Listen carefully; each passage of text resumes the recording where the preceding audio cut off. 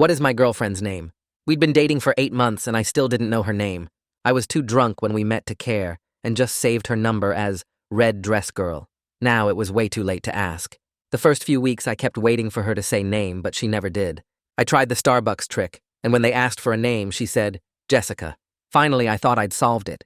But the next day, she told them Amanda, and the day after that, it was Sophie. When I asked her about it, she said she didn't like strangers yelling her real name, so she always gave fake ones. I looked for mail at her apartment, but everything was addressed to current resident or valued customer. Her electric bill was paperless and auto-paid from an account she said her dad had set up years ago. When packages arrived, they just had her apartment number on them. She said she used some abbreviation when ordering online because her name was too long for most forms. Her friends all called her different things like babe and honey and girl, like everyone was in on some conspiracy. When I asked one friend what my girlfriend's actual name was, she laughed and said, "You're so funny," and changed the subject. I started to wonder if the friend even knew. Something cold settled in my stomach at that thought. I tried to get her driver's license when we went to a bar, but she said she didn't have one because she grew up in New York where nobody drives. She showed the bouncer something on her phone that he accepted, but when I asked to see it, she said the battery had just died. We went to 5 different bars over the next month, and she never once showed physical ID. I suggested we take a trip somewhere tropical so she'd need a passport. She got excited and started planning, but then said her passport had expired and the renewal process was backed up for months. When I offered to help with the paperwork, she said her birth certificate was at her parents' house in another state, and they were traveling in Europe so she couldn't get it. At restaurants, I'd make reservations under my name, then pretend I forgot, and ask her to check if she had one. She'd just tell them we were looking for a table for 2, and they'd seat us anyway.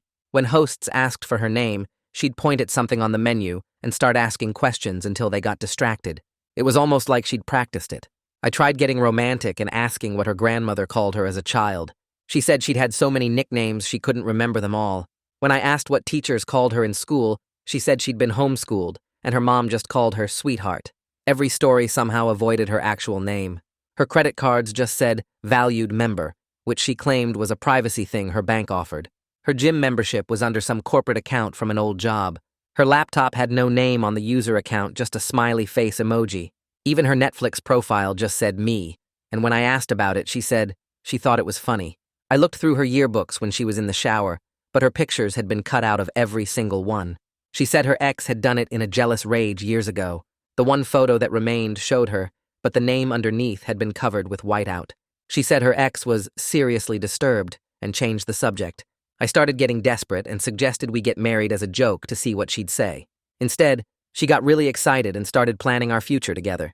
When I asked what name she'd want on the wedding invitations, she said, "Let's just do something simple like join us for our celebration." I found her college diploma in a drawer, but the name section was water-damaged and completely illegible. She said a pipe had burst in her first apartment and destroyed a bunch of important documents. The degree and university were perfectly clear, but the single line with her name looked like it had been specifically targeted by water. I tried to be clever and said we should practice signatures for our future wedding. She drew elaborate loops that could have been anything. When I asked her to write it in print, she said she'd always preferred cursive. When I asked her to spell it out, she got a phone call and never came back to it. At this point, I'd started to wonder if maybe she was in witness protection or hiding from someone, but she posted on social media constantly and had hundreds of friends and lived a completely normal life. She just somehow never said or wrote her actual name. After almost a year together, I got an invitation to a friend's wedding and had to fill out the RSVP card. She handed it to me, and I stared at the line where I was supposed to write in her name. "Why don't you fill it out?" I lied. "I'm in the middle of something." My heart was pounding. This was my chance. But she stared me down and said, "No, I want you to do it." I froze, my mouth going dry. She was going to make me admit that I didn't know her name, and I had no idea how I was going to get out of this one. Requested Reds is on Spotify now. Check out link in the description or comments. The pen felt like it weighed 50 pounds in my hand as I stared at that blank line on the RSVP card. My girlfriend sat across from me at our kitchen table, watching me with this weird little smile that made my stomach twist into knots. Her eyes stayed locked on mine, and I suddenly realized she'd been waiting for this exact moment all along. My hand started shaking so bad I had to grip the pen tighter just to keep it steady. The apartment felt way too quiet, except for the tick of the wall clock and my own breathing getting faster. I could feel sweat starting to form on my forehead, even though it wasn't hot. She leaned back in her chair and crossed her arms, still watching me with that knowing look. I tried to think of something clever to say, but my mouth felt like sandpaper. The RSVP card sat there between us like a bomb about to go off. Finally, I just wrote "and guessed" on the line where her name should go and slid the card across the table. The temperature in the room dropped about 20 degrees as she picked up the card and stared at what I'd written. Her smile disappeared completely, and she set the card down without saying anything. The silence stretched on so long I started counting my heartbeats, just to have something to focus on. She stood up and walked to the window, keeping her back to me while I sat there feeling like the worst boyfriend ever. I could see her shoulders tense up and her hands gripping the windowsill hard enough to turn her knuckles white. After what felt like forever, she walked past me to the bedroom and closed the door behind her. Later that night while she slept, I grabbed my phone and texted Ronan about the whole crazy situation. I typed out this long message explaining how I'd been dating someone for almost a year without knowing their actual name. At first, he just sent back laughing emojis thinking I was messing with him like usual. When I kept insisting it was real, my phone started ringing and his name popped up on the screen. I answered and spent the next hour explaining everything while he kept interrupting with questions I couldn't answer. The next morning, I made breakfast while she sat at the table scrolling through her phone like nothing had happened. I set down her coffee and took a deep breath before sitting across from her. "I need to know your name for the wedding," I said, trying to keep my voice steady. She set down her coffee cup super carefully like it might break and looked me straight in the eyes. "Not like this," she said quietly. "Not because you have to fill out a form." That afternoon, we went to our usual coffee shop, and I thought maybe I could trick her into saying her name. When we got to the counter, I hung back, pretending to check my phone while she went to order. But instead of giving a name, she walked straight to the pickup counter and told them she was picking up a mobile order. She grabbed 2 drinks that were already waiting and handed me mine with this triumphant little smile. I wanted to ask how she'd ordered ahead without me knowing, but decided to drop it for now. 2 days later, my phone buzzed with a text from Evie, asking for both our full names for the seating chart. She said she needed them by the end of the week and added 3 exclamation points like she always does. My chest got tight as I realized I was running out of time and running out of excuses. I texted back that I'd send the info soon and then stared at my phone trying to figure out what to do. That night, we decided to check out this new bar that had opened up near her apartment. When we got to the door, the bouncer asked for IDs, and I pulled out my license like normal. She pulled out her phone and showed him something on the screen that he nodded at before waving us through. I tried to peek at what she'd shown him, but she'd already put her phone away and was heading inside. The whole thing took maybe 5 seconds, but left me even more confused about how she kept pulling this off. While she was in the shower the next morning, I searched her entire apartment for anything with her name on it. I checked every drawer, looked through all the mail on her counter, even checked the medicine cabinet for prescription bottles. Everything was addressed to resident or customer, just like always. Never an actual name anywhere. Her laptop was open on the couch, and that same smiley face emoji stared back at me from the login screen. Even her Netflix account just said "me" when I checked the profiles on her TV. I heard the water turn off and quickly sat back down, pretending to read my phone. Later that week, I brought up the tropical vacation idea again while we were making dinner together.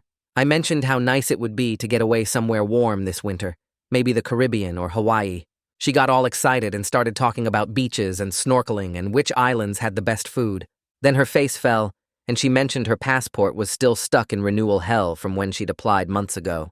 She said her birth certificate was at her parents' house in another state, and they were still traveling, so she couldn't get it. The whole thing sounded exactly like the excuse from before, but I just nodded and changed the subject. I finally booked an emergency session with Miranda Klein, a therapist I found online who had good reviews and could see me that week. I sat in her office explaining the whole ridiculous situation while she took notes on a yellow legal pad. Every few minutes she'd raise her eyebrows or tilt her head, but she never interrupted or made me feel crazy. When I finished talking, she set down her pen and asked me why I thought this was happening. I told her I had no idea, but maybe my girlfriend was just really private about personal stuff. Miranda nodded and wrote something down, then asked if I'd tried just asking directly. I laughed because of course I'd thought about that. But how do you ask someone their name after almost a year together without looking like the worst boyfriend ever? She suggested maybe there was a way to be honest about the situation without making it accusatory. That evening, after we'd ordered takeout and were eating on her couch, I decided to try Miranda's advice. I put down my chopsticks and told her how not knowing her name made me feel like I wasn't really part of her life. She stopped eating and looked at me for a long time before reaching over to hold my hand. "There are things about my past that make this complicated," she said softly. I squeezed her hand and suggested a compromise. "If we're going to this wedding together, I need you to tell me privately, just between us." She pulled her hand back and looked away, and I could see her wrestling with something heavy in her mind. After what felt like forever, she said she could give me a nickname to use for the wedding, something that would sound like it could be short for a real name, but she still wouldn't tell me what it actually stood for. My chest got tight with frustration because this felt like more games when I was trying to have a real conversation about something important. She suggested M, which could be short for Emma or Emily or a dozen other names. I nodded, but felt this resentment building up inside me. The next day, while she was at work, I spent hours going through every social media account I could find for her. Instagram was just her handle at CityGirl2019 with no real name anywhere. Her Facebook was completely locked down with privacy settings tighter than anyone I'd ever seen. Twitter was the same story with just a username and no personal info visible. Even her LinkedIn, which usually has real names, just showed her initials and current job title. Everything was handle-based with that same careful digital anonymity she'd perfected over who knows how many years. That weekend, Jules and Carrie came over for dinner at her place. While we were eating, I tried to casually bring up college memories, hoping they'd mention what they called her back then.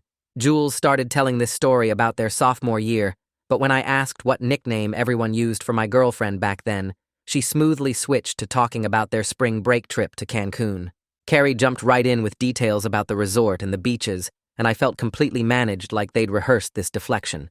Her parents called while I was there Sunday afternoon, and she put them on speaker so I could say hi. They were warm and chatty, asking about our weekend plans, and her mom telling this long story about their neighbor's new dog. The entire 20-minute conversation somehow happened without anyone using a single name, just sweetheart and honey and dear flying around. The coincidence felt impossible, and I started wondering if they even knew I didn't know their daughter's name. Monday morning, I went to use her bathroom and noticed a prescription bottle on the counter. When I picked it up, the label had been completely scraped off, leaving just the pharmacy logo and dosage instructions. This wasn't accidental anymore, because who scrapes their name off medicine bottles? She was deliberately erasing every trace of her identity from her own apartment. My phone buzzed with another text from Evie, asking about the names for the seating chart. She said she really needed them by Friday and added a bunch of stressed emoji. I texted back that I was waiting to confirm our +1 status, even though we'd already RSVP'd yes weeks ago. The guilt of lying to my friend about something so simple made my stomach hurt, but I didn't know what else to do. That night I tried one more time while we were getting ready for bed. I promised I wouldn't write her name down anywhere or tell anyone if she'd just tell me privately. She sat on the edge of the bed and her eyes got glossy, like she might cry. "There's painful history involved," she finally admitted. I sat next to her and waited, but she didn't say anything else. I realized this was bigger than just being quirky or private about her name. Thursday night, she fell asleep on the couch after we'd been watching movies. Her phone was right there on the coffee table, and I knew her passcode from watching her type it so many times. I picked it up and started to open it, thinking I could check her mobile wallet for some kind of ID. My finger was on the home button when she suddenly woke up and saw me with her phone in my hand. The look on her face wasn't anger, but this deep betrayal, like I'd just destroyed something between us. "Were you trying to go through my phone?" she asked, and her voice was so quiet it was worse than if she'd yelled. I couldn't even deny it because we both knew exactly what I'd been about to do. She took her phone and went to the bedroom, closing the door behind her. I sat on the couch, feeling like the worst person alive for violating her trust like that. I grabbed my phone and texted Ronan asking if I could crash at his place for a few days.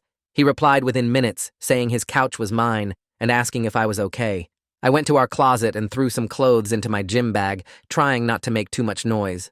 She stayed in the bedroom the whole time I was packing, and I could hear her moving around, but she didn't come out. I left a note on the kitchen counter saying I was giving us both space and would be at Ronan's if she needed me. The drive to his apartment took 20 minutes, and I spent the whole time replaying that moment when she caught me with her phone. Ronan opened his door before I even knocked and pulled me inside without asking questions. He made tea while I sat at his kitchen table and finally told him everything about not knowing her name for almost a year. His eyes got wider with each detail, and when I finished, he just sat there processing it all.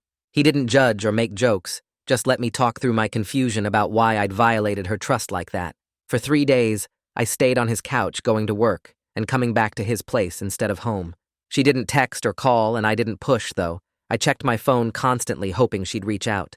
On the 3rd day, I had my second appointment with Miranda, who I'd started seeing for anxiety weeks earlier. Her office was downtown in this old building with creaky floors, and I sat in the waiting room feeling nervous. When Miranda called me in, I told her about the phone incident and how guilty I felt about crossing that line.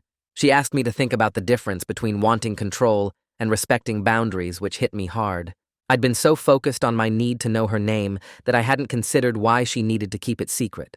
Miranda helped me see that my anxiety about not knowing was making me act in ways that were pushing her away. After the session, I sat in my car in the parking garage and decided to go home and apologize without making any demands. When I got to our apartment, she was sitting on the couch with her laptop and looked up when I walked in. I sat down across from her and told her I was sorry for trying to invade her privacy and that I understood if she was angry. She closed her laptop and her hands were shaking as she set it aside, which made my chest tight. "I legally changed my name 2 years ago," she said quietly, and I could see how much it cost her to share this. She explained that something traumatic had happened with her family, and changing her name was part of starting over. I wanted to ask what happened, but I could see she was already at her limit just telling me this much. She pulled out her phone and showed me an old news article about a court case with all the names blurred out. The details were vague, but it mentioned harassment and threats against family members, which made my stomach drop. She explained this was why she'd had to disappear from her old life and create a new identity to feel safe. I finally understood this wasn't about me or us or trust, but about her actual survival and safety. The weight of what she'd been carrying alone all this time made me feel terrible for adding to her stress. I suggested maybe she could tell me privately, just whisper it once, and I'd never say it out loud or write it anywhere. She looked at me for a long time, and I could see her wanting to trust me, but something was still holding her back. "Maybe I could just tell you my first initial and where the name comes from culturally," she offered tentatively. I nodded eagerly, thinking this was progress, but when I started guessing based on her hints, she suddenly panicked. Her whole body tensed up, and she pulled back, saying she couldn't do this right now. I realized with horror that I'd turned her trauma into some kind of game and felt absolutely terrible about it. Later that evening, I told her I'd only go to Evie's wedding if she accepted and guessed on everything official. If not, I'd make up an excuse about why we couldn't attend, even though Evie was one of my closest work friends. She looked genuinely surprised that I was prioritizing her comfort over my social obligation to be at this wedding. The next morning, I called Tony directly since he was handling all the RSVP stuff for him and Evie. I explained we needed generic place cards for privacy reasons and offered to help with other wedding tasks in exchange. He sounded confused and asked a bunch of questions, but eventually agreed because he trusted me, even if he didn't understand. Then he mentioned that since I was asking for special accommodation, maybe I could help coordinate the catering logistics for the reception. I agreed immediately, just relieved to have found a solution that would work for everyone involved in this situation. Over the next few days, my girlfriend watched how I handled everything without pressuring her for more information about her past. She seemed to relax a bit, and one night while we were cooking dinner, she said she was making a plan. She wanted to tell me on her own terms, but needed a few more days to prepare herself emotionally for it. I told her to take all the time she needed, and that I'd wait as long as it took for her to feel ready. 6 days went by, and each one felt longer than the last, as I watched her work through whatever she needed to process. She texted me to come over that night, and when I got there, all the lights were off except for one candle on the coffee table. She took my hands and pulled me down next to her on the couch, and I could feel her shaking even though the room was warm. She leaned close to my ear and whispered something so quiet I almost missed it. 3 syllables that sounded foreign and beautiful, and nothing like any name I'd ever heard. My chest got tight with this mix of relief that I finally knew and sadness for whatever made her guard it so carefully. She made me promise never to say it out loud in public, or write it down anywhere, or tell anyone else no matter what. I nodded and held her hand tighter, and we sat there in the dark for a long time without saying anything else. She started telling me about her dad and how he'd been arrested when she was 17 for something she didn't want to get into the details about. The trial went on for months, and reporters started showing up at their house and following her mom to work and waiting outside her school. People sent threats to their home address, and someone spray-painted horrible things on their garage door, and her little brother got beat up at the school because of what their dad supposedly did. The prosecutor said the family might be in danger from her dad's former business partners, so they had to move 3 times in 2 years. She legally changed her name when she turned 18 and moved across the country to start over where nobody knew her family's history. Her mom and brother did the same thing, and now they all had different last names and lived in different states and only saw each other a few times a year. She cried while telling me this, and I held her and promised I'd help keep her secret safe no matter what it took. We worked out this system where I could use her real name when we were completely alone in one of our apartments with the doors locked and curtains closed. Everywhere else, I'd stick to pet names or just get her attention without using any name at all. Having these clear rules made us both feel better and somehow closer, even though the whole thing was strange. I went through my phone that night and deleted every screenshot I'd taken of her documents and every note I'd made trying to figure out her identity. My laptop had a whole folder of research I'd been doing, and I wiped it all clean without even looking at it again. Letting go of that need to investigate felt like putting down something heavy I'd been carrying around for months without realizing how much it weighed. The next week, she had a doctor's appointment and asked if I wanted to come with her. At the check-in desk, she gave her legal name to the receptionist, and I just sat there reading a magazine without reacting or commenting on finally hearing it said out loud. In the elevator afterward, she squeezed my hand and thanked me for not making it weird or acting like it was some big moment. I called Evie that afternoon to confirm our place cards would just say guest, and she said that was fine since I'd been helping coordinate all the vendor payments and pickup times. The whole wedding stress that had been building up just disappeared, and we could actually look forward to going and celebrating with everyone. The day of the wedding was perfect weather, and we got dressed up and drove out to the venue feeling relaxed for the first time in weeks. During cocktail hour, I was talking to some work people when someone asked about my girlfriend, and I almost said her name without thinking. I caught myself at the last second and smoothly switched to calling her my partner and pointing across the room where she was chatting with Evie. She must have noticed because she gave me this small, grateful smile that made my chest warm.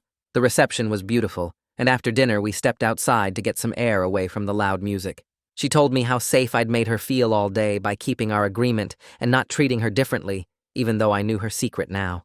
We found a quiet spot on the patio and slow danced to the muffled music coming through the windows, feeling closer than we'd ever been, despite how weird our situation was.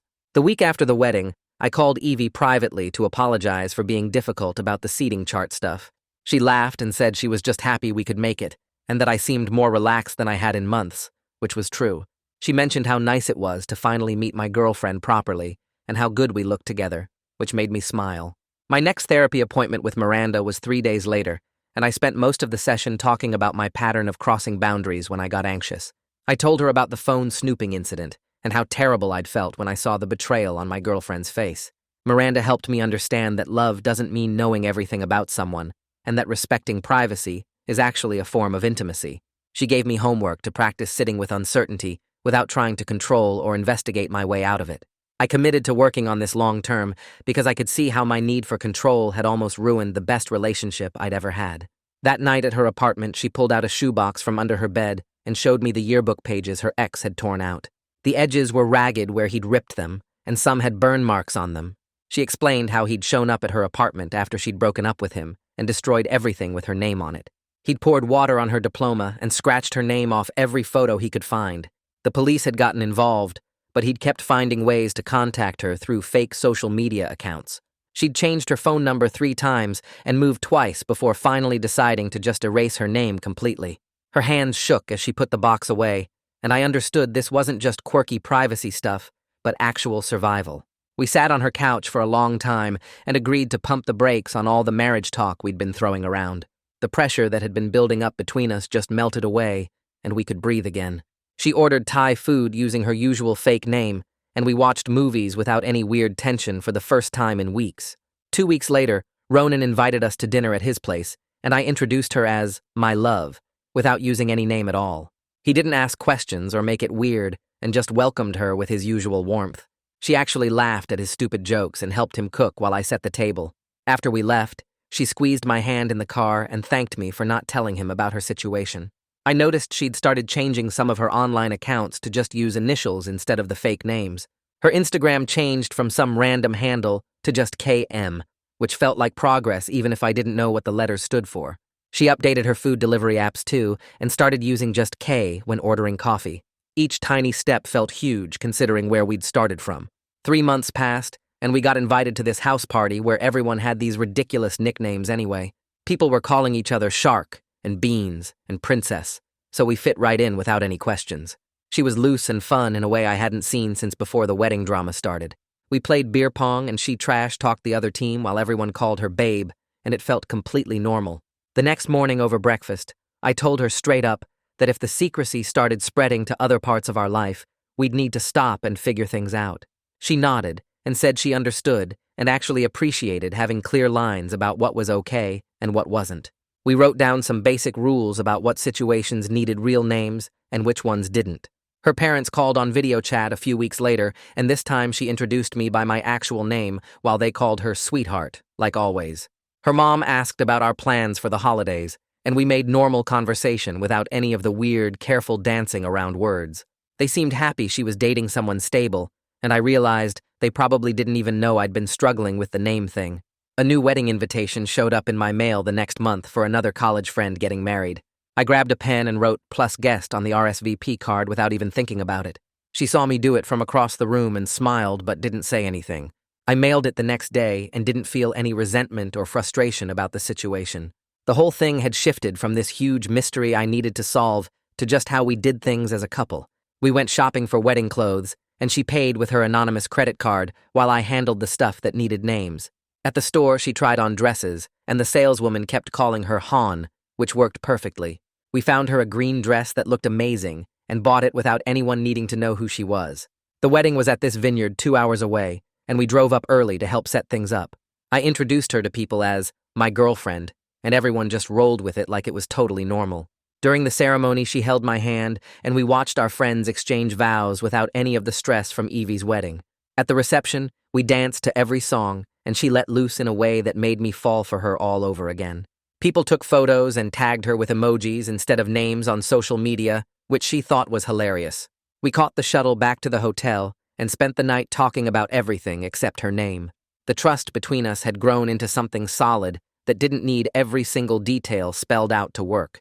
Looking back at those 8 months of not knowing felt like a different lifetime, even though it had only been a few months since the crisis. We'd found our rhythm as a couple with weird boundaries but real connection underneath it all. Feels like we just chatted on the couch. I'm grabbing a snack and hitting record again. Come back for the next round.